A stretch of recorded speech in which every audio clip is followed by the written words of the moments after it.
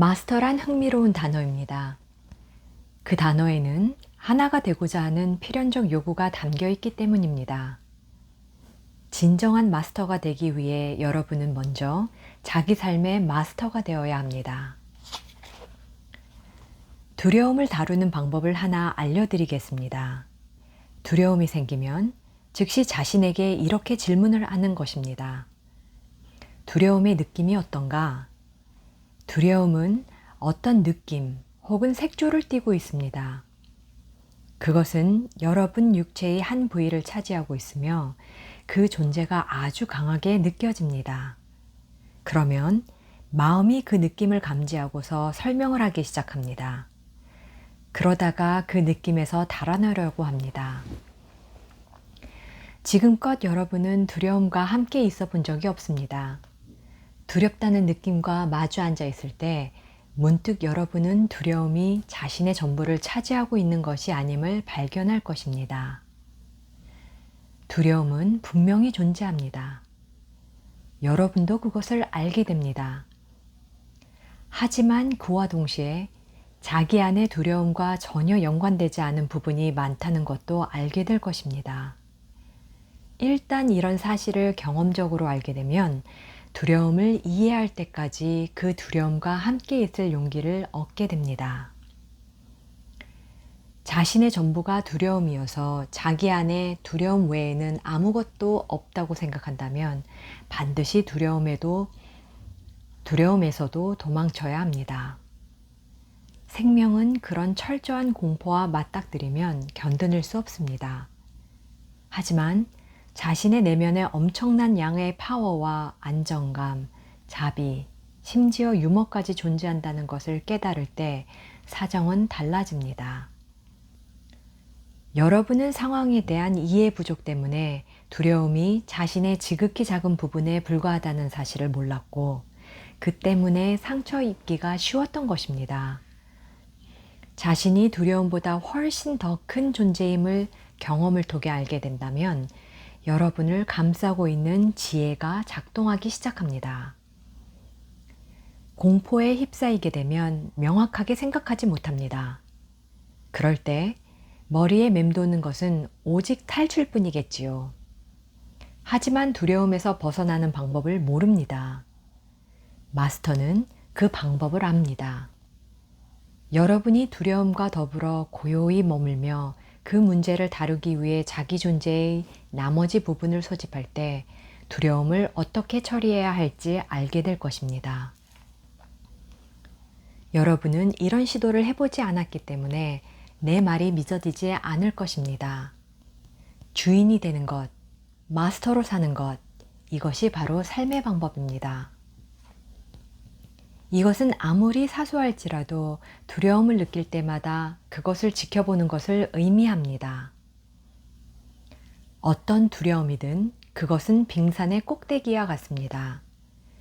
그 밑으로 여러분이 모르는 더 많은 것들이 숨어 있습니다. 여러분이 작은 두려움까지도 조사한다면 두려움이 자신에게 진정 어떤 의미가 있는지 곧 알게 됩니다.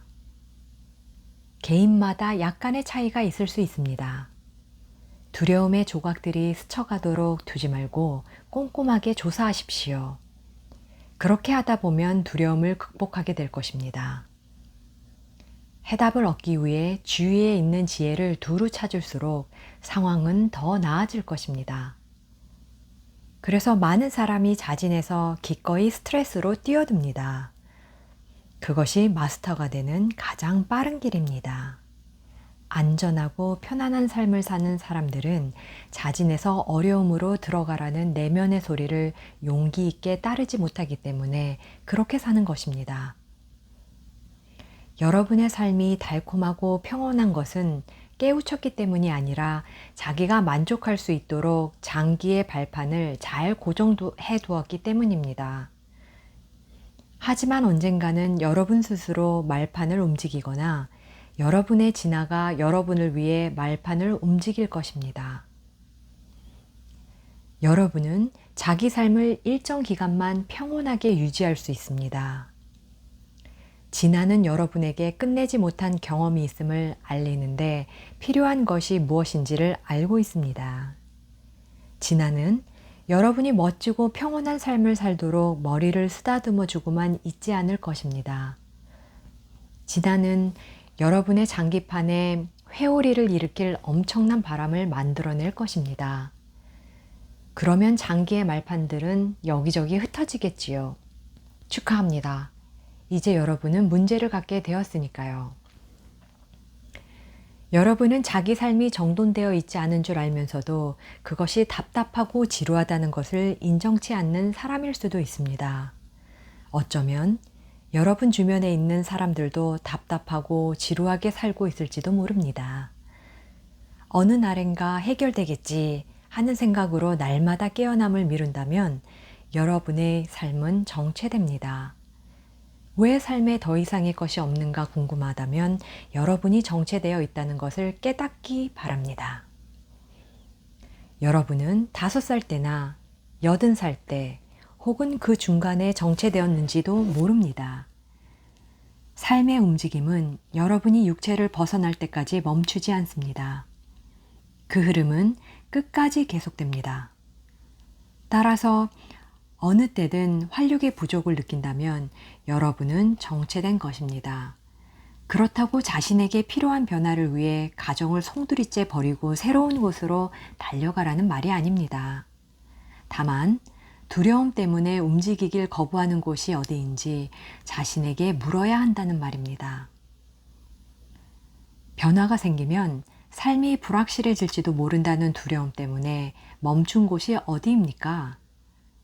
두려움과 만날 준비가 되어 있지 않다면 두려움을 찾지 마십시오. 여러분이 일단 두려움을 의식의 영역으로 가져오게 되면 여러분은 도망가지 않을 것입니다. 나는 여러분에게 문제가 생긴다 해도 개의치 않습니다. 이른바 문제라는 것을 통해 여러분은 마스터가 되어갈 것임을 알기 때문입니다. 여러분에게는 저마다 벗겨내야 할 두려움의 장막이 있습니다. 그 장막은 도망치는 것이 아니라 당당하게 맞설 때 걷어낼 수 있습니다. 두려움이 어디서 생겨나는지를 이해해야 마스터가 됩니다. 두려움의 이유를 이해하는 순간 여러분을 두려움에 올감했던 실타래가 풀리기 시작합니다. 어떤 실타래는 이번 생 너머까지 이어져 있을 수도 있습니다. 삶의 경제적 어려움이 전혀 나타나지 않았는데도 빈곤을 두려워한다고 해봅시다. 당장 굶어 죽는 것도 아닌데 가난을 걱정합니다. 현재 상황과는 전혀 맞지 않는데도 두려움에서 벗어나지 못한다면 그 두려움은 이번 생에서 연유한 것이 아닐 수도 있습니다. 숨을 깊이 들이마시고 자신을 더 큰 존재로 바라보십시오. 지금 존재하는 자신이 여러 생에 걸친 수많은 경험의 산물이라고 생각하십시오. 그러면 설명 불가능한 두려움이 어디서 왔는지 이해할 더 넓은 공간을 얻게 될 것입니다. 여러분의 진정한 두려움이 어디에 있는지, 무엇에 관한 것인지 자신에게 물어보십시오. 다른 시간과 장소로부터 나온 이미지와 느낌들을 여러분 의식 속으로 불러오십시오. 그러면 여러분의 가장 이성적인 부분까지도 인도에서 기아로 죽어가던 어린 소년으로서의 자신과 현재 자신의 모습과의 괴리를 이해할 것입니다. 그 두려움이 어디서 비롯되었는지 안다면 더 지혜롭게 대처할 수 있을 것입니다. 두려움을 의식 속으로 가져오지 않는 한 그것에서 벗어날 수 없습니다. 근거도 없이 생겨난 경제적 두려움을 완화하는 방법은 많은 일을 하는 것이 아닙니다. 그것은 오직 두려움의 진원을 찾아 들어가 과거의 두려움과 현재의 삶 사이의 관계를 이해할 때 해결됩니다. 질병으로 말미암은 두려움도 한순간에 생겨난 것이 아닙니다. 과거의 질병에 대한 두려움을 다룬다면 현재의 질병에 관한 명확한 답이 나올 것입니다. 문제는 과거의 질병에 대한 기억이나 느낌들이 현재 속으로 흘러들어온다는 데 있습니다. 그런데 현재에서 질병과 마주한다는 것은 아주 바람직한 상태라는 사실을 여러분은 잊어버렸습니다. 어떤 질병이든 시간과 상황에 적절하기 때문에 일어나며 삶의 모자이크에도 완벽하게 들어맞습니다. 여러분은 지금 살아가고 있는 자신의 삶이 대단히 멋지다는 것을 보지 못하고 있습니다. 아무리 극단적인 상황에 부닥친 삶이라 하더라도 심오하고 궁극적이며 아름다운 뜻이 담겨 있습니다. 여러분은 현재 상황에서 생겨나지 않은 두려움에 휩싸입니다. 여러분은 지금 일어나고 있는 일이 아니라 자신을 억누르는 과거 두려움에 대한 기억을 두려워합니다. 이와 똑같은 일이 인간관계에서도 발생합니다. 두 사람이 서로 다른 길을 향해 떠날 때가 되었습니다. 그런데 한 사람이 이별에 관한 숨겨진 두려움에 맞서지 못하고 상대방에게 매달릴 수도 있습니다. 그 사람은 이전 관계에서 연유한 상실의 아픔에 몸서리칠지도 모릅니다. 그런 기억이 이별의 타당성을 이해하지 못하게 만듭니다. 그런 기억들을 자기 의식 속에 가져오는 것이 자신을 구하는 유일한 방법입니다. 두려움을 느낄 때마다 그것이 현재 상황에서 기인한 것인지 혹은 과거에서 기인한 것인지 아니면 현재와 과거의 복합물인지를 주의 깊게 살펴보십시오. 어떤 어려움에 부닥치든지 자신에게 필요한 명확성을 얻기 위해 모든 힘을 집중해서 온전히 순간에 존재해야 합니다. 여러분은 근심, 고통, 두려움 같은 것은 도무지 즐기지 못합니다. 이 원치 않는 느낌들을 자신에게서 떼어놓음으로써 여러분은 자신의 생명력 일부를 잘라버립니다. 그 모두를 수용하여 자신의 마스터가 되십시오. 그런 두려움을 받아들여 삶 속에 통합시키지 않는 한 삶이 반쪽짜리라고 느껴질 것입니다. 아무리 어렵고 고통스럽고 위험한 상황 속에서도 놀라운 생명의 힘은 항상 존재합니다. 두려워하면 생명력이 충만한 삶을 살 수 없습니다. 두려워하는데 어떻게 자발적일 수 있으며 어찌 가슴을 열 수 있겠습니까? 여러분은 두려움을 향해 마음 열기를 겁내고 있습니다. 일련의 어둠이 물려와 자신을 압도하고 고립시킬 것으로 생각하기 때문입니다. 하지만 여러분 대부분은 새로운 상황이나 낯선 생활 방식으로 옮겨갈 용기를 이미 지니고 있습니다.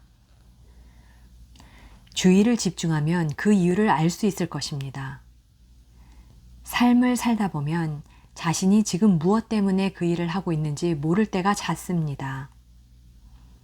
그럴 때마다 의식을 자기 내면에 집중하고 매일 순간에 머무십시오. 그러면 무슨 일이 일어나고 있는지 알게 될 것입니다. 새로운 상황에 두려움을 느낀다면 잠시 멈춰서서 자신이 무엇을 두려워하는지 자신에게 물어보십시오. 두려움을 일으킨 상황이 무엇인지, 그리고 그 두려움이 현재 상황과 전혀 상관없이 일어났다면 왜 그러했는지를 말입니다. 자신에게 필요한데 아직 얻지 못한 것이 무엇인지를 물어보십시오. 여러분은 필요한 것을 물질적인 대상에서 찾으려는 경향이 있습니다. 이를테면 더 많은 사람이나 사랑 혹은 돈 같은 것에서 말입니다. 그러나 근본적인 이유는 두려움을 느끼지 않도록 해줄 무언가를 원하고 있기 때문입니다. 그렇다면 그런 상황에서 두려움을 느끼지 않도록 해주는 것은 무엇일까요? 예를 들어 보겠습니다. 여러분이 일자리를 얻기 위해 면접을 보러 갔는데 면접관이 퉁명스럽게 말합니다. 그러면 불안해지겠지요. 그럴 경우 여러분은 무엇을 두려워하는 것일까요? 면접에서 탈락하여 자신이 무가치하고 무능한 존재임이 드러날까봐 두려운 것일까요? 그런 두려움이 과거의 탈락에서 유래된 것임을 이해한다면 현재 느끼는 두려움이 줄어들 것입니다. 그 일자리를 얻느냐 못 얻느냐가 그렇게 중요한가요? 면접관이 여러분을 가치 있게 보느냐 보지 않느냐가 그렇게 대단한 일인가요? 여러분이 아닌 다른 사람을 채용하는 것이 더 낫다고 말하는 것이 그토록 괴로운 일인가요? 여러분이 구하고 있는 것이 타인의 인정이라는 것을 이해할 때 그런 특수한 정황을 사라지게 할 수 있습니다. 그것을 해결하지 못한다면 경험이 전혀 없는 직종에 지원할 때조차도 자신이 채용되지 않았을 때 버림받았다고 느낄 것입니다. 인간의 마음속에는 우주의 모든 존재로부터 인정받고 싶다는 바람이 있습니다. 여러분에게 이런 제안을 하고 싶군요. 타인에게 인정받고 싶어 하는 마음을 반으로 줄이십시오. 인정받을 때와 인정받지 못할 때가 50대 50이라고 생각하십시오. 이것은 큰 위로가 될 것입니다. 최소한 인생의 50%는 편안하게 지낼 수 있지 않겠습니까? 자기 자신으로 존재하려는 사람은 항상 남의 인정을 받으려고 하지 않습니다. 예수 그리스도처럼 능력과 지혜를 갖춘 사람도 극히 적은 사람들의 인정을 받았는데 왜 자신이 그보다 더 나아야 한다고 생각하는 것일까요? 그것은 어려운 일이며 또 그럴 필요도 없습니다. 반드시 모든 사람의 인정을 받아야 아름다운 삶이 되는 것은 아닙니다. 자기 삶을 아름답게 만들기 위해 반드시 인정을 받아야 할 곳은 단 한 군데뿐입니다. 그것은 바로 있는 그대로의 자신입니다. 용기 있게 내면을 들여다보면 있는 그대로의 자신이 완벽한 존재임을 알게 됩니다. 수용은 사람들의 길을 막고 부탁해서 내는 것이 아닙니다. 그들이 여러분을 사랑하는 사람들이라 해도 여러분을 온전히 받아줄 수 없습니다. 그것은 여러분 내면에 존재하는 모든 것을 품어주는 의식의 바다만이 해줄 수 있습니다. 그곳이 바로 여러분 삶의 중심점입니다. 무한한 창조자에게 마음을 집중하는 것이 도움된다면 계속 그렇게 하도록 권합니다. 그것은 도피가 아니라 자신이 가야 할 곳을 안 것입니다. 극단적인 어려움에 부닥칠 때 은총이라는 것이 임하니까요. 하지만 대부분 사람은 대개 은총을 기다리고 앉아있지 못합니다. 그러므로 바로 여러분이 스스로 은총의 근원이 되어야 합니다. 은총의 근원자는 무한히 자비롭습니다. 여러분을 고양시키고 번영시키기 위해 때때로 에너지를 움직이기도 합니다.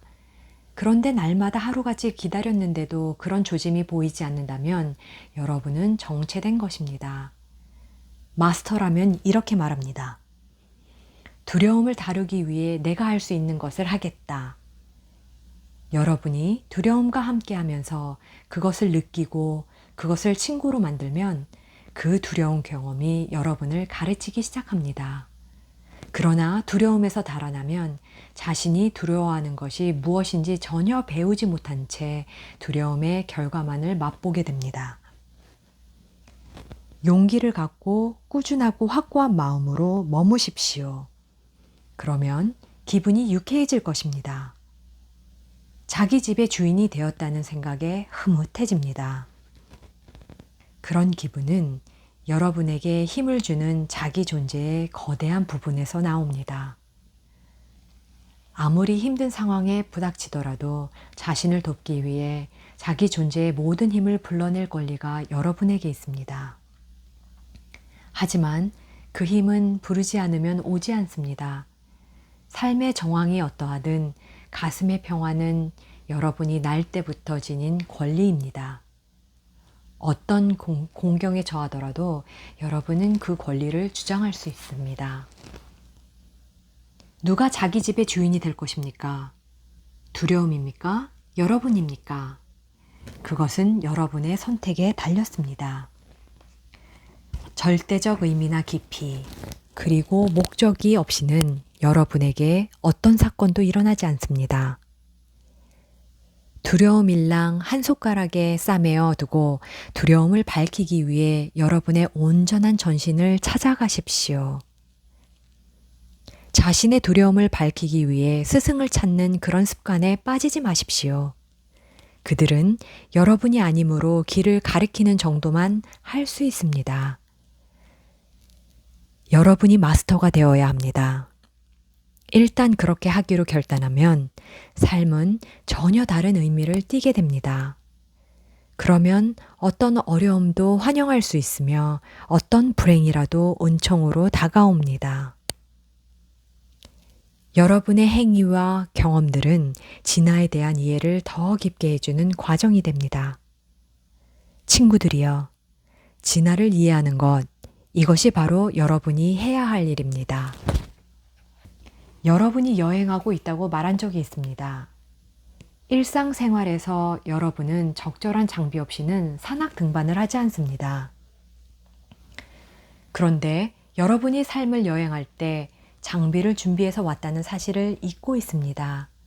그래서 나는 여러분의 장비가 얼마나 요긴한 것인지 상기시키고자 합니다. 현대 물리학은 여러분이 진동하는 에너지이며 그 진동은 밝은 주파수대와 어두운 주파수대 안에서 다양한 색깔로 나타나고 있다는 사실을 밝혀가고 있습니다. 여러분이 지구에 올 때 가져온 기본 장비에는 12갈래의 파워가 포함되어 있습니다. 이 12가닥의 에너지들은 여러분 의식의 일부이기 때문에 그것을 찾기 위해 수고를 아끼지 않는다면 쉽게 확인할 수 있습니다. 문제는 여러분이 이 장비들을 힘의 가닥들로 보지 않고 짐덩어리로 보는 데 익숙하다는 점입니다. 여러분이 지구에서 완수하기로 되어 있는 과제 중 하나가 바로 이 12갈래의 에너지들을 발견하여 각각이 양극으로 갈라져 있음을 관찰하는 것이었습니다. 여러분의 임무는 이것들을 융합하여 다시금 균형과 조화를 이루게 하는 것입니다. 여러분 삶의 어려움은 이 에너지 가닥들 가운데 하나 혹은 여럿이 불균형 상태에서 여러분을 관동할 때 생겨납니다. 이 힘의 균형을 잡는 임무가 끝날 때 지구인인 여러분이 사용할 수 없는 그런 힘이 존재하는 의식의 다른 영역을 탐구할 자유가 주어질 것입니다. 이 12갈래 에너지의 균형을 맞추기 시작하면 여러분은 개인의 차원을 넘어선 사랑, 우월감을 떨쳐낸 사랑, 자만하지 않는 힘, 특권의식이 없는 살아있음 등을 경험할 것입니다. 이것들 모두 여러분이 지복이라 부르는 놀라운 자각 상태에서 나옵니다. 몸은 자신의 경이로움에 대한 자각에 공명합니다. 그런데 그 경이로움은 개인적인 것이 아닙니다. 왜냐하면 창조를 통해 공유되는 것임을 알기 때문입니다. 따라서 여러분도 삶 속에서 자신을 통해 움직이는 힘을 인정하고 조화로움 속에서 힘의 갈래들을 확인하고 그것의 균형을 잡는 일을 해야 합니다. 균형을 잡으면 여러분 모두가 이미 알고 있는 대로 삶의 모든 것은 되어야 하는 대로 된다 라는 느낌이 듭니다.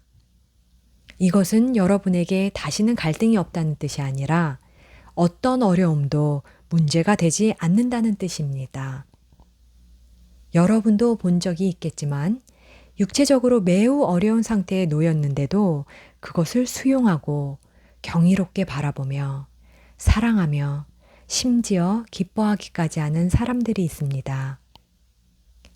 아직 균형이 잡히지 않은 영역을 발견하려면 자신의 외적인 상황이 아니라 내면의 느낌에 주목하십시오. 오랜 세월에 걸쳐 12갈래의 파워에 대한 숱한 설명들이 제시되었습니다. 그것들은 여러분의 종교적인 문서에 담겨 있거나 신화와 전설 등에 간직되어 있습니다. 이런 기록들이 길을 가리키긴 하지만 이들의 균형에 관한 내용은 여러분의 지식 너머에 있습니다. 그러면 여러분이 홀로 있음이라 부르는 가닥부터 시작해 봅시다. 현재 여러분의 문화는 홀로 있음의 지혜에 담긴 힘을 잃어버렸습니다. 이것을 여러분은 고독한 상태와 혼동하고 있습니다. 이 홀로 있음의 에너지가 균형을 이룰 때 여러분이 필요로 하는 모든 것이 자기 내면에 있다는 것을 깨닫게 되어 실로 누구도 필요하지 않게 됩니다. 이는 타인과 함께하는 기쁨을 누릴 수 없다는 뜻이 아니라 자신의 존재만으로도 지극한 기쁨으로 굳건히 설 수 있도록 내면의 균형을 이루었다는 뜻입니다. 여러분이 이 부분을 무시할 때 삶은 매우 어려워집니다. 지금은 함께 있음의 시대가 되었습니다. 여러분은 항상 누군가와 함께 있습니다. 주위에 아무도 없어도 그 자리를 대신할 수 있는 만인의 만다라인 텔레비전을 끼고 삽니다. 자기 자신과 더불어 고요히 홀로 있음에서 오는 무한한 기쁨을 경험할 필요가 있습니다. 여러분이 이 힘을 무시할 때 안도감을 느끼기 위해 늘 다른 사람을 찾는 빈곤한 불균형 상태에 머물게 될 것입니다. 홀로 있을 수 있도록 여러분의 삶을 이끌어줄 지혜로운 사람들조차도 홀로 있음에 관한 모순된 견해를 갖고 있습니다. 홀로 있을 때면 자신이 무언가 잘못하고 있거나 혼자 있어서는 안 되겠다고 생각합니다. 바로 이런 모순이 여러분의 배움을 방해합니다. 자신과 함께 있어야만 자신에 관해 배울 수 있기에 홀로 있는다고 말하는 대신에 여러분은 외로움을 느끼며 헤매다가 그만두고 맙니다. 혼자 있는 것이 두려워서 더는 의미 없는 관계를 지속하다 보면 결국 두려움이 해결되지 않고 남게 되고 그 두려움은 여러 성에 걸쳐 이 부분이 정체되게 하는 불균형을 유발합니다.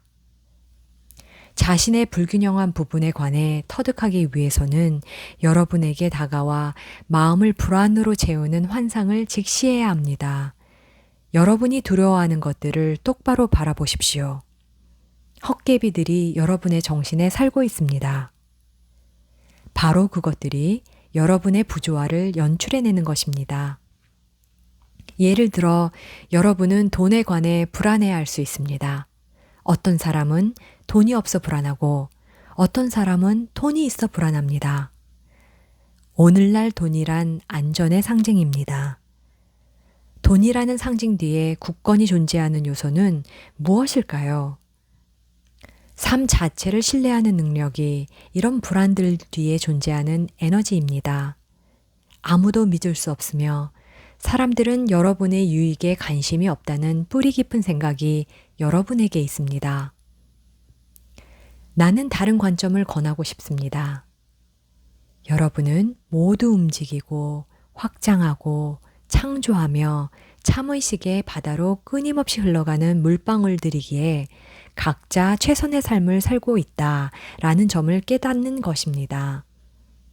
여러분은 무작위로 움직이지 않습니다. 따라서 제한된 에고의 시각으로는 전체 그림의 아름다움을 볼 수 없습니다. 여러분이 무작위로 움직이지 않는다는 사실을 인정할 수 있다면 다른 사람들 역시 그렇지 않음을 볼 수 있을 것입니다. 어떤 사람이 여러분과 친밀하게 지내다가 다른 사람과 친해진다면 그것이 우연한 흐름이 아님을 아십시오. 여러분은 친밀한 사람과의 관계가 깨어질 때 자신의 삶이 흐트러질 것을 두려워합니다. 따라서 안전함을 느끼기 위해 여러분은 어떤 것이든 안전에 도움이 될 만한 것을 삶에 끌어들이려 합니다. 나는 여러분에게 다른 사람이 여러분 삶에 영원히 머문다거나 혹은 여러분이 절대 고통을 경험하지 않을 것임을 믿으라고 말하는 것이 아닙니다. 내가 바라는 것은 여러분의 세계가 자신의 가장 깊은 열망에 따라 정확하게 움직이고 있음을 신뢰하라는 것입니다. 지금 존재하는 모든 것은 힘을 지니고 있으며 필요하기 때문에 나타난 것입니다. 여러분 모두가 똑같은 패턴으로 살아간다면 대단히 지루해질 것입니다. 여러분은 달리는 역동적인 즐거움을 느끼기 위해 온 것이지 똑같은 경치를 보고 있으려고 온 것이 아닙니다. 경치의 변화를 즐기는 법을 배우십시오. 모든 것이 마땅히 자기가 존재해야 할 모습으로 존재하고 있음을 믿으십시오. 어떤 사람들은 자기 삶이 변화하는 것을 막아보려고 과거에 집착합니다. 자기에게 찾아올지 모르는 새롭고 무서운 변화를 피하려고 오래전 사건을 곱씹습니다. 이런 두려움은 마음의 차원에만 존재하는 것입니다. 여러분의 진화는 최고의 경험을 하기 위한 곳으로 여러분의 생을 이끌 것입니다. 삶을 신뢰하십시오. 신뢰라는 이 요소는 여러분의 삶을 항상 새롭고 흥미진진하게 만들어주는 힘을 갖고 있습니다. 어떻게 해야 나약함을 벗어나 존재의 힘에 접근할 수 있을까요? 자신에 대해 다른 관점을 갖는 것이 그 질문에 대한 답입니다. 이 모든 에너지가 비롯된 근원에서 생겨난 여러분들은 다양한 세계의 광선들의 율동 속에서 창조되었습니다. 여러분은 신성한 에너지의 파동을 늦추기로 선택하여 형상을 지닌 육체로 나타난 것입니다. 육체를 입은 여러분은 인생길을 통과하면서 그 삶을 긍정적으로 느끼거나 부정적으로 느끼고 있습니다. 그 삶은 바로 12갈래 파워의 율동입니다. 그 움직임에 대한 인식이야말로 여러분이 지니고 온 파워에 접근하는 방법입니다. 육체의 죽음이 찾아올 때에도 에너지는 움직입니다. 이들과 능숙하게 조화를 이루고 싶다면 여러분 육체 안의 여러 움직임을 인식하십시오. 긍정적이든 부정적이든 그 움직임에 저항한다는 것은 조화를 이루지 못한 요소가 하나와 마주쳤다는 표시입니다. 자신의 불균형한 에너지의 가닥을 확인한 후 그것을 다시 균형 잡으려면 무엇을 해야 할지 자신에게 물어보십시오. 여러분이 모르는 것처럼 굴지 마십시오. 사실 여러분은 알고 있습니다. 지금 당장 무엇을 행할 필요가 있는지 물으십시오. 좀 더 편리한 시간이 아니라 불균형의 압박을 느끼는 바로 그 순간 그렇게 하십시오. 주어진 상황과 해결책을 받아들이지 않으려는 자신을 인식하십시오. 보호하고 방어하고 합리화하려고 하지 마십시오. 그저 물어보십시오. 그러면 대답이 나올 것입니다. 대답은 지혜나 통찰 혹은 느낌 등으로 나타날 것입니다. 대답 내용이 그냥 내버려둬 혹은 그리 중요하게 생각하지 말라라는 식으로 매우 간단할 수도 있습니다. 여러분이 자신에게 줄 수 있는 대답이나 해결책은 매우 많습니다. 하지만 여러분이 질문을 따져 묻지 않으면 전혀 답을 얻지 못할 것입니다. 문제가 있으면 반드시 해결책이 생겨납니다. 따라서 여러분은 자신에게 말한 것을 실행할 용기를 반드시 지녀야 합니다. 삶에 문제가 생기는 것은 여러분이 자신의 주인 되기를 포기했기 때문입니다. 여러분은 자기 주권을 다른 사람에게 넘겼습니다. 그러나 그들은 여러분을 부분적으로만 도울 수 있을 뿐 여러분에게 무엇이 최선인지를 모릅니다. 그 사람의 에너지 갈래들이 여러분의 것과 균형, 불균형의 정도가 같지 않고 삶의 경험이 같지 않기 때문에 여러분의 질문에 제대로 대답을 해줄 수 없습니다. 여러분은 다른 사람의 권위를 찾는 시대에 살고 있습니다. 여러분은 자신의 힘을 잃어버렸습니다. 그래서 그 힘이 필요할 때 자기가 그 힘을 갖고 있다는 사실을 믿지 않습니다. 다음 사실을 기억하십시오. 여러분은 인생 여행에 필요한 장비 없이 지구에 오지 않았습니다. 여러분은 균형을 잃은 채 삶을 살아가야 할 필요가 없습니다. 자신에게 최선의 것을 발견하여 삶의 평화와 조화를 가져오는 것은 여러분 책임입니다. 여러분 다수가 어려움을 겪는 또 다른 에너지는 지혜입니다. 이 에너지의 균형을 잡기 위해 지적인 천재가 될 필요는 없습니다. 왜냐하면 지혜의 균형은 여러분이 평생도록 축적한 정보와는 전혀 무관하기 때문입니다. 저장된 지식은 여러분이 두뇌의 능력을 얼마나 많이 사용하기로 마음먹었는가에 달렸습니다. 하지만 지혜의 균형은 진정한 지혜란 모든 사람의 관점을 침착하게 관찰하고 수용하는 능력임을 이해하는 데 있습니다. 절대 판단하지 마십시오. 진정한 지혜란 각 개인의 시각에 따라 나름의 진실을 드러낸 내면의 알미입니다. 지혜로운 사람은 이런 사실을 저항하지 않고 받아들이며 자신의 처지를 옹호하거나 다른 사람의 입장을 파괴할 필요를 느끼지 않습니다. 자기 지혜가 균형을 잡으면 다른 사람의 지혜 때문에 위협을 느끼지 않습니다. 지혜는 아무리 위대한 작품일지라도 책 속에 담긴 글이나 정보를 통해 경험할 수 없습니다. 지혜는 삶을 통해 체득하는 것입니다. 이것은 지금 이 순간 자신에게 전적으로 적절한 것에 대한 자각입니다. 여러분에게 목요일에 지혜로웠던 것이 일요일에는 지혜롭지 않을 수도 있습니다. 여러분은 항상 같지 않기 때문입니다. 진리 발견에 대한 책임을 자신이 느끼고 다른 사람에게 전가하지 않을 때 지혜는 여러분의 깊은 내면에서 스스로 모습을 드러냅니다. 자기에게 옳은 것이 모두에게 옳아야 한다고 느끼고서 모든 사람에게 진리를 밝히는 것을 자신의 사명이라고 여기는 것은 오히려 자신의 존재에 책임을 지지 않는 것입니다. 사람들은 누가 가장 지혜로운지를 결정하는 어리석은 게임을 벌입니다. 그리고 많은 관계가 바로 남보다 앞서기 위한 이 투쟁 위에 형성됩니다. 지혜는 스스로 찾는 것입니다. 나는 이것을 적극적으로 권합니다. 그러므로 다른 사람에게 그 지혜가 부족한지 많은지 따지지 않기를 바랍니다.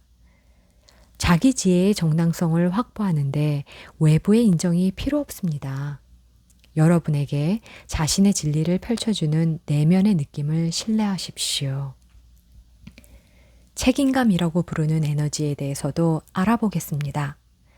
이것은 대단히 혼란스러운 개념입니다. 여러분은 자기 인생과 그 속에서 일어나는 모든 일에 책임이 있다는 소리를 들었을 것입니다. 또한 다른 사람에게 불편을 끼치지 말아야 하고 세상살이에서 피해를 주지 말아야 할 책임이 있다는 소리도 들었을 것입니다. 그런 경우의 책임이라는 단어와 그에 대한 개념은 참으로 무서울 수 있습니다.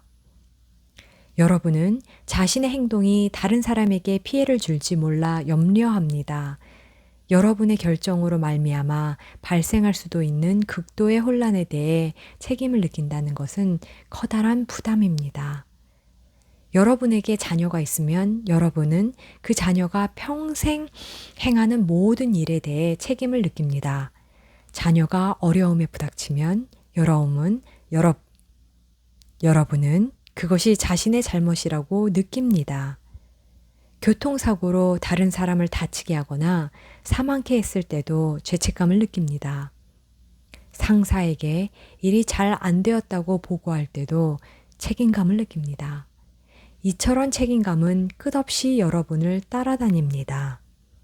내가 말하는 책임감은 그런 것이 아닙니다. 다시 말씀드리지만 여러분은 정처 없이 되는 대로 흘러가지 않습니다.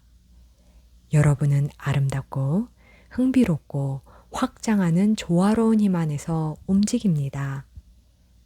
내가 말하는 책임감이란 자기 삶의 흐름을 관찰하다가 만족스럽지 못한 부분이 보인다면 삶의 변화를 만들어야 할 사람이 바로 자신임을 깨닫는 것입니다. 성장은 변화를 통해서 이루어집니다. 흥미로운 성장은 책임 있는 변화를 통해서 옵니다. 여러분은 자기 삶을 좋아하지 않을 수도 있습니다. 그러나 여러분이 더는 만족스럽지 않더라도 과거의 패턴에 익숙해 있고 그 패턴을 예측할 수 있다는 점에 안도하기 때문에 변화를 망설입니다. 여러분에게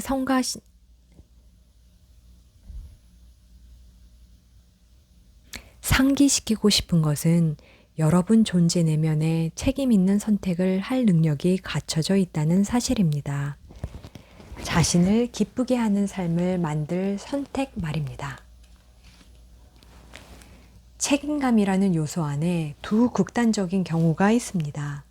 하나는 아무것도 책임지지 않으려고 삶을 떠도는 사람을 나타내고, 다른 하나는 모든 것을 책임지려는 사람을 나타냅니다. 두 경우 모두 균형을 잃은 것입니다. 그렇다면 새로운 선택을 해야 할 때를 어떻게 알 수 있을까요? 자신의 삶을 지켜보면서 삶의 부분들이 자신에게나 타인에게 아무런 보답도 해주지 않는 것을 볼 때 여러분은 또 다른 새로운 선택이 조화를 회복시킬 것인지 자각할 책임이 있는 것입니다. 그것은 자주 일어나는 일이 아닙니다. 대개는 자신의 과거 패턴에 의존해서 타인을 비난하고 그 패턴을 지속하는 것에서 정당성을 찾고자 합니다. 성장이란 여러분이 자신의 삶을 평가하고 변화할 필요가 있는지를 살핀 다음 변화를 위해 자기 내면으로 들어갈 때 찾아옵니다. 어떤 선택을 내리든 여러분은 변화할 수 있습니다. 자신의 삶에서 스스로 내린 선택에 대한 책임을 인정하면 힘과 자신감을 느끼고 세상을 살아갈 힘을 얻게 될 것입니다. 하나 더 언급하고 싶은 요소로는 현실 세계를 살아가는 힘입니다. 공경에 처할 때 우울해하고 낙심하는 사람이 있는가 하면 엉뚱하게도 낙관적으로 느끼는 사람도 있습니다. 이것은 육체 차원에서 나타날 때 기력 혹은 무기력의 영역입니다. 우울한 경우라면 그 우울함이 여러분이 지니고는 있지만 사용하지 않는 힘에서 온다는 것을 깨달을 때 힘의 균형이 회복될 수 있습니다. 우울함을 느끼고 있다면 그것은 여러분을 위협한다고 느끼는 것이 무엇인지 자신에게 물어보라는 신호입니다. 여러분은 또다시 변화를 두려워하기 때문에 위협을 느끼는 것입니다. 하지만 우울함은 커다란 변화가 있을 것을 예시하는 흥미로운 신호일 수 있습니다. 물론 여러분은 행복하고 유쾌한 변화에 대해서는 편안함을 느낍니다. 하지만 유쾌한 변화만 있는 삶을 살았다면 여러분은 지루했을 것입니다. 여러분이 불쾌하고 이름 붙인 변화들이 종종 여러분을 삶을 새로운 영역으로 더 빨리 나아가게 합니다. 육체 차원의 삶을 흥미롭게 만들어주는 것은 힘의 가닥들이 균형을 잡는 것입니다. 삶의 행복한 측면만을 보려하고 부정적인 경험을 인정하지 않는 사람은 중요한 가르침, 부정과 긍정적이라는 양극단의 균형을 피해가는 것입니다. 여러분은 느낄 수 없는 것을 균형 잡을 수 없습니다. 따라서 두려움이나 이른바 자신의 부정적인 면을 느끼길 거부한다면 삶을 충만하게 살 수 없습니다. 나는 잘못한 게 없다고 주장하는 사람들은 자신들이 잘못된 것을 다룰 수 없을 것 같다는 무의식적인 두려움에서 그렇게 하는 경우가 많습니다. 균형을 맞춘다는 것은 모든 느낌을 기꺼이 검증하겠다는 뜻입니다. 그렇게 하는 과정에서 자신 속에 숨어 있던 용기와 능력의 깊은 저장고를 발견할 것입니다. 그것을 발견하면 기쁨과 아름다움을 갖고 현실 세계에서 움직일 힘을 얻게 됩니다. 무언가 불쾌한 일이 벌어졌다고 느낄 때 그것을 그대로 인정하고 자신에게 이렇게 물으십시오. 내가 두려워하는 것이 무엇일까? 여기 나타난 것은 무엇이며 어떻게 하면 그것과 더불어 일할 수 있을까? 여러분은 자기 몸에 기록된 느낌을 통해 자신에게 나쁜 것이 무엇인지 먼저 알도록 프로그래밍 되어 있습니다. 그리고 그 느낌을 통해 힘이 막혔다든지 움직이고 있다든지 하는 것을 느낄 수 있습니다. 이렇듯 감각의 도움을 받아 최대한의 인식을 하며 게임을 시작합니다. 단, 진행되는 것에 주의를 집중할 때만 그렇습니다. 여러분에게 여러분이 찾아올 경우 그 해답은 항상 이 12가지 에너지의 균형 속에 들어 있습니다.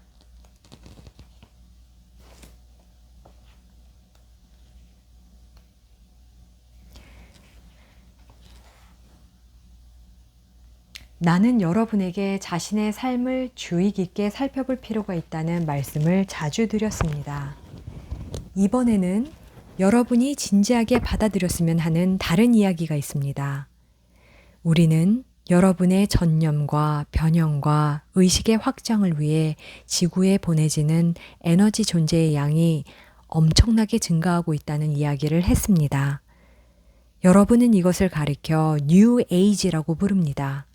그런데 우리는 그것을 진보된 에너지장이라고 부릅니다. 그런데 이 진보된 에너지장이라는 표현에는 오해의 소지가 있을 수 있습니다. 진보된이라는 단어 표현 때문에 여러분은 그 에너지장이 진보된 것이라고 여길 수 있지만 우리는 그렇게 생각하지 않습니다. 그 에너지장은 여러분이 지금 경험하는 에너지장과 유사한 것입니다. 다만 진보된 에너지장은 인류에게 과거에 행한 것과는 다른 일을 하도록 요청하고 있습니다. 이것은 여러분 각자가 자기 나름의 방식대로 이 에너지로 진입하는 새 통로를 만들어야 함을 의미합니다. 여러분 다수가 지금 엄청나게 많은 에너지를 경험하고 있습니다. 여러분은 혼란스럽거나 당황하고 있으며 그 이유를 모를 수도 있습니다. 삶에 특별한 혼란이 전혀 없는 때도 있겠지만 상황이 변하고 있음을 느낄 것입니다. 아무튼 그 에너지는 존재하고 있으며 그것도 여러분 의식의 확장을 위해 존재하는 것입니다. 여러분은 더 높은 의식을 위한 요청을 해왔습니다. 여러분은 해묵은 경계들을 무너뜨리고 새로움과 힘, 흥미와 더불어 살아있고 싶어 합니다. 우리는 그런 갈망을 들었고 그래서 여러분에게 진보된 에너지장을 보내고 있습니다. 그러나 이 모든 새로운 에너지와 조화를 이룬 데는 어느 정도 어려움이 있을 수 있습니다. 여러분 가운데 명상을 오래 해온 사람들은 이제는 고요히 앉아있기가 어렵다고 느낄지 모릅니다. 갑작스럽게 감정이 변하고 신경이 예민해지고 침착하게 있기 어렵다는 것을 느낄 것입니다. 열심히 수행해온 사람들은 자신의 오래된 의식에 첨가할 새로운 무언가가 필요하다고 느낄 것입니다. 여러분은 땀에 범벅이 된 채 더 많은 돌탑을 쌓으며 혹은 더 오랜 시간 자선을 하며 이 문제를 다루어 보고자 할 수 있습니다. 기도하던 사람들은 더 간절히 기도할 수도 있겠지요. 그러나 어느 것도 별다른 차이를 만들어내지 못할 것입니다. 그렇다면 무엇을 해야 하나요? 그냥 편히 있는 것입니다. 무슨 일이 일어나도 편안해지는 것입니다. 그냥 있기만 하면 됩니다. 해야 할 것도 가야 할 곳도 없습니다. 기대하는 마음을 내려놓고 여러분에게 찾아온 순간을 수용하는 것입니다. 이 새로운 에너지는 행할 필요가 있는 것을 정확히 알고 있습니다. 따라서 편안히 있으면서 그 에너지가 행하는 것을 받아들이십시오. 어느 곳으로든 그 에너지가 여러분을 이끌 것입니다. 여러분은 살아있는 의식으로 충만한 불가사의한 파워센터입니다. 온 세상 모든 사람이 자기 방식대로 이 에너지에 반응하고 있습니다. 그리고 그들은 그 에너지를 갖고 무엇을 해야 할지 저절로 알게 될 것입니다. 에너지는 자신의 지혜와 더불어 찾아오니까요. 이 새로운 힘은 지구 차원의 기상에서부터 각 지역의 날씨에 이르기까지 수많은 것을 변화시키고 있습니다. 그런 변화를 기쁘게 맞이하십시오. 두려워하지 마십시오. 이 에너지는 점점 더 강해질 것이며 따라서 그 에너지에 대해 이제 무관심해서는 안 됩니다. 더는 무관심할 수 없을 것입니다. 이것은 상황이 흔들리고 뒤섞이는 현실을 이제는 무시할 수 없을 거라는 뜻입니다. 하지만 아무 문제가 없고 모든 상황이 매끄럽고 완벽하게 균형 잡힌 척하는 사람들에게 부탁하는 것이 아닙니다.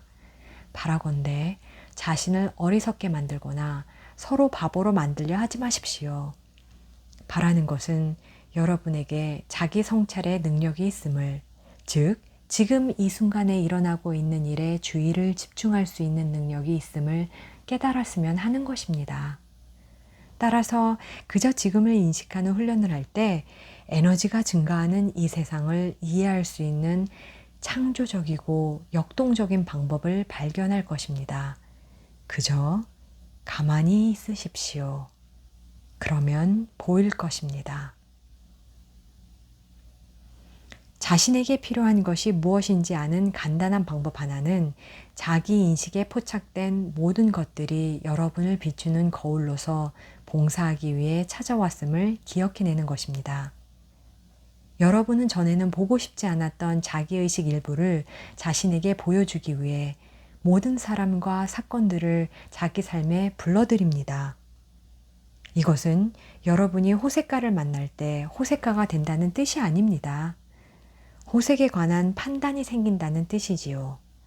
그런데 분명한 것은 여러분이 마음속 어딘가에서 타인을 판단할 경우 그것은 자기 자신을 판단한 것입니다. 여러분은 자신이 우월하게 느낄 수 있는 부분을 보고자 하는데 타인에 대한 판단을 통해 그렇게 하는 것입니다. 친구들이여, 여러분이 판단할 때마다 자신이 무엇을 하고 있는지 이해하십시오. 여러분은 세상 가치가 아닌 자신의 가치를 가지고 남보다 더 높은 위치에 서기 위해 다른 사람의 목을 질받는 것입니다.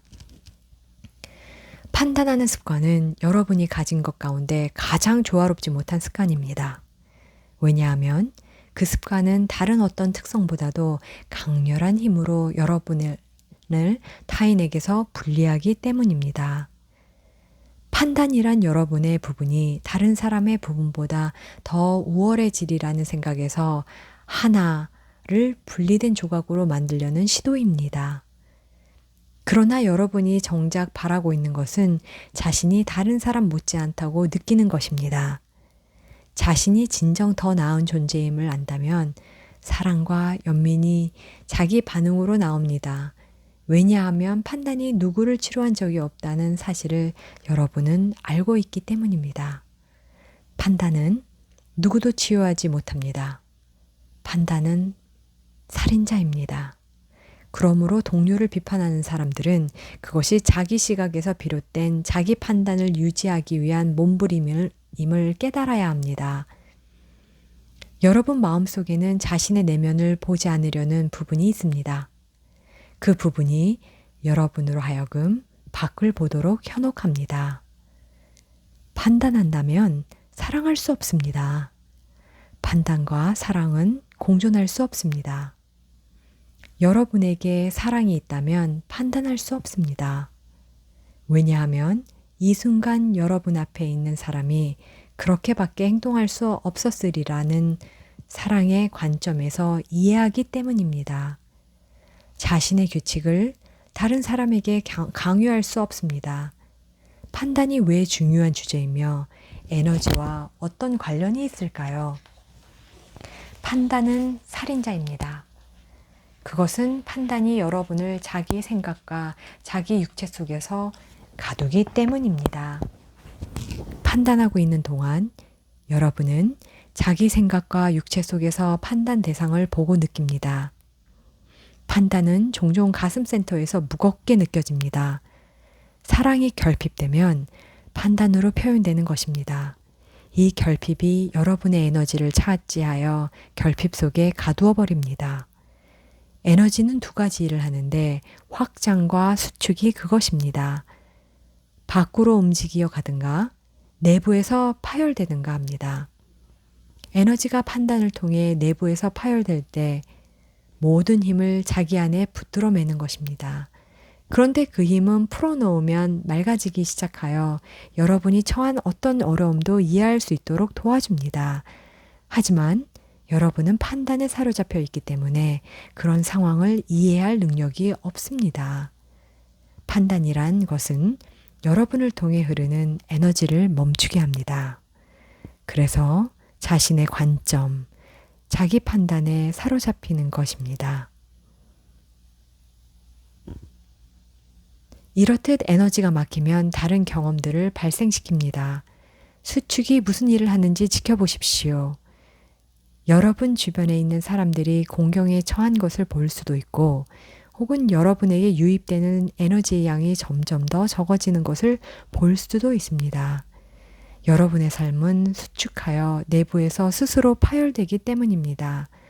그래서 쉬운 일조차도 하기가 어려워집니다. 아침에 일어나서 움직이는 것조차 힘들다면 여러분 정신의 어딘가가 두려움 때문에 자신에 대한 관점을 올가매고 있다는 것을 이해하십시오. 두려워할 필요가 없습니다. 여러분의 정신은 수많은 부분으로 이루어져 있습니다. 따라서 정신의 어느 한 부분이 그림자에 가려져 있다고 해서 여러분의 의식이 대수롭지 않다는 것을 의미하지 않습니다. 여러분 전체 중 일부인 이 그림자를 두려워하지 마십시오. 그것은 두려움의 대상이 아니라 말 그대로 그림자에 불과합니다. 그림자가 무섭습니까? 물론 아니겠지요. 자기 내면으로 들어가 그곳에 있는 것들과 만날 수 있음을 인식하십시오. 이 그림자를 편안히 관찰하십시오. 그림자에 담긴 내용물과 느낌, 그리고 그림자 모양 등을 확인해 보십시오. 그림자는 모양과 형태를 지녔으며 느낌과 간혹 색깔까지도 갖고 있습니다. 이것은 모두 알 수 있습니다. 이것은 여러분의 창조물이며 자신이 창조한 것은 확실하게 알 수 있습니다. 이 습관화된 패턴들은 다음 몇 해 동안 그다지 편하게 느껴지지 않을 것입니다. 그 패턴들은 변화가 바로 눈앞에 있기 때문에 가차없이 무너질 것입니다. 여러분은 이런 변화가 가능할 때 지구에 오기를 요청했습니다. 그때가 바로 지금입니다. 그런데 그것이 항상 좋게만 느껴지지는 것은 아닙니다. 여러분은 용감한 전사일 수도 있고 그렇지 않을 수도 있으니까요. 하지만 여러분은 본향으로 되돌아가기 위해 이때를 선택했습니다. 따라서 어느 단계에 이르면 이런 패턴들과 만나게 될 것입니다. 자신이 처한 환경과 거기 속한 사람들에게 물어보십시오. 자신의 가장 깊은 자기에게 물어보십시오. 여러분을 닫힌 우주에 살고 있지 않습니다.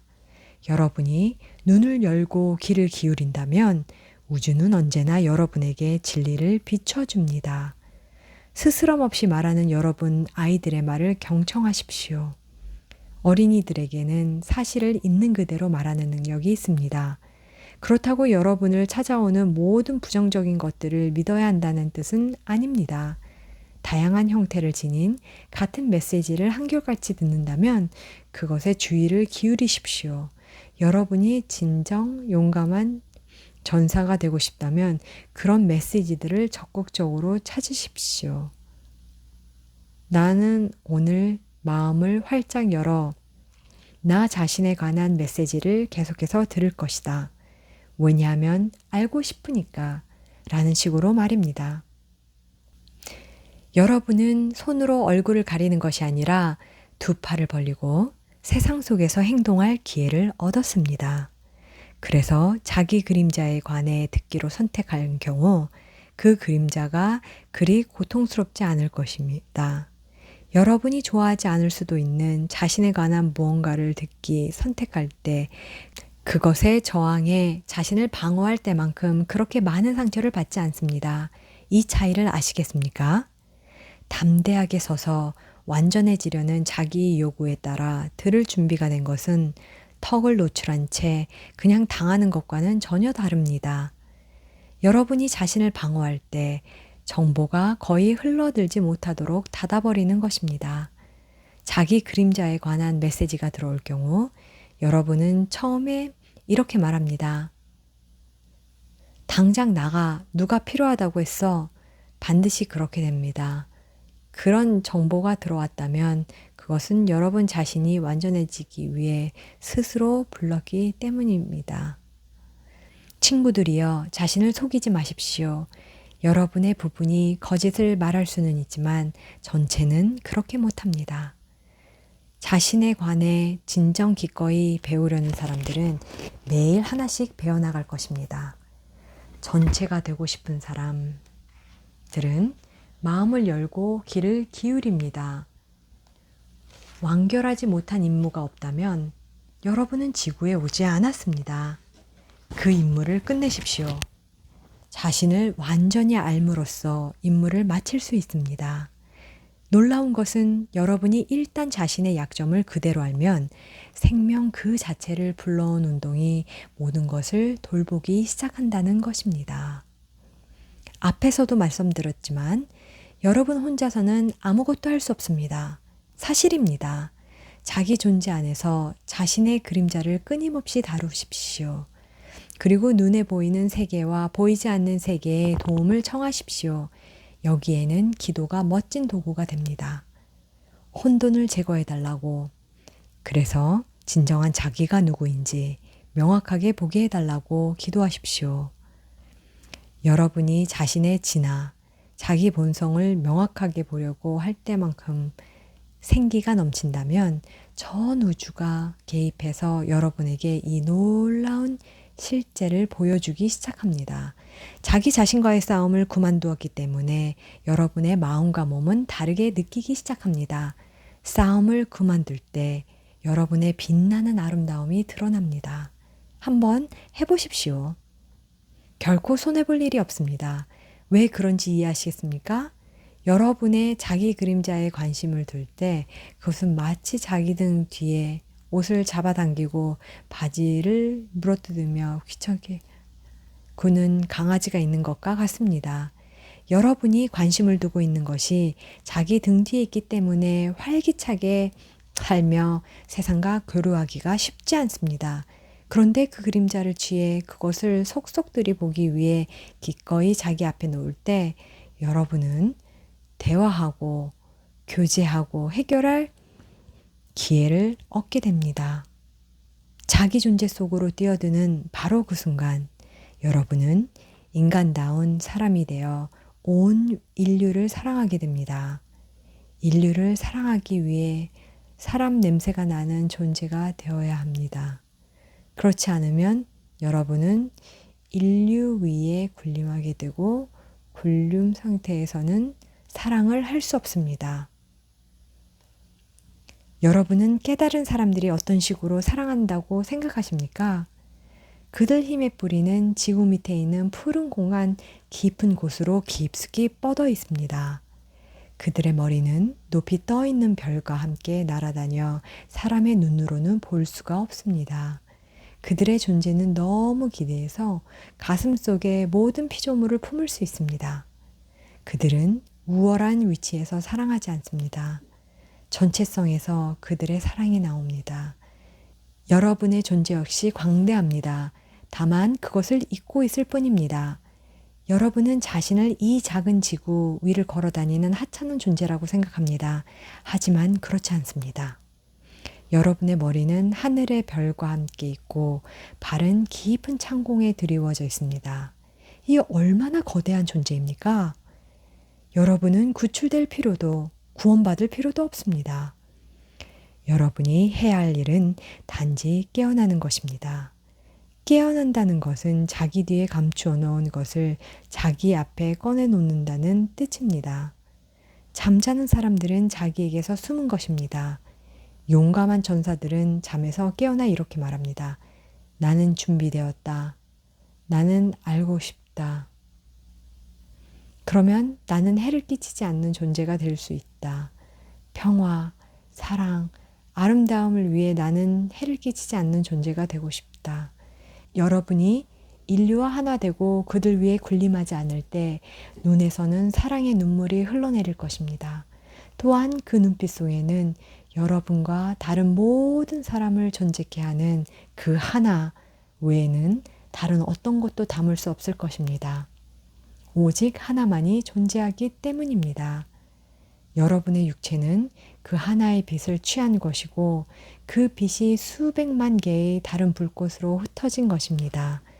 프리즘을 통과한 태양빛은 태양 본래의 속성을 잃지 않습니다. 여러분의 진화, 참모습 또한 이 태양과 다르지 않습니다. 진화를 보는 순간 여러분의 가슴은 열릴 것이며 모든 인류가 똑같은 문제로 고통받고 있음을 보게 될 것입니다. 여러분 모두는 자신을 잘못 알고 있기 때문에 두려워하는 것입니다. 여러분은 자신의 종말도 모른 채 이 위험한 세상을 통과하는 하찮은 개체라고 생각합니다. 그러나 유일자가 여러분 내면에서 자신을 드러낼 때 눈에 보이는 모든 것이 바로 저기 안에 그 어떤 것도 자신을 해칠 수 없음을 알게 됩니다. 자신이 언제나 안전한 길을 걷고 있음을 알게 될 것입니다. 여러분이 이 세상에 발을 들어놓는 그 순간부터 단 한 번도 안전하지 않았던 순간은 없습니다. 여러분만큼 거대한 존재가 어떻게 자신의 자금을 두려워할 수 있겠습니까? 여러분의 논리적인 마음은 이런 사실을 믿지 않으며 앞으로도 그럴 것입니다. 그러나 지금 이 순간 여러분의 한 부분은 이 사실을 분명히 알고 있습니다. 마음은 싸우려고 덤벼들 수도 있지만 가슴은 이런 사실을 인정할 것입니다. 따라서 바로 이 지금 가슴의 진리를 깨어나게 하십시오. 마음이 전혀 개입되지 않은 순간의 고요함 속에서 여러분은 자신이 안전함을 압니다. 여러분은 영원토록 안전합니다. 매 순간 가능한 한 자주 자신이 누구인지 생기하십시오. 위에 있는 별과 아래에 있는 별을 기억해 내십시오. 여러분이 바로 그것입니다. 이 광대함과 접촉하는 순간마다 여러분은 의식 속에 이 광대함을 훨씬 더 많이 끌어올 것입니다. 여러분은 지금 한계를 느끼는 것만큼이나 분명하게 그 거대함을 느끼기 시작할 것입니다. 여러분은 거대한 의식을 만들어낼 수 없으며 그럴 필요도 없습니다. 왜냐하면 그 거대함은 바로 여러분 자신이기 때문입니다. 여러분은 저마다 가능한 한 적게 한계를 취했습니다. 그 기억을 되살려 다시 깨어나십시오. 여러분은 다시 깨어나게 되실 겁니다. 깨어나십시오. 우리는 여러분이 필요합니다.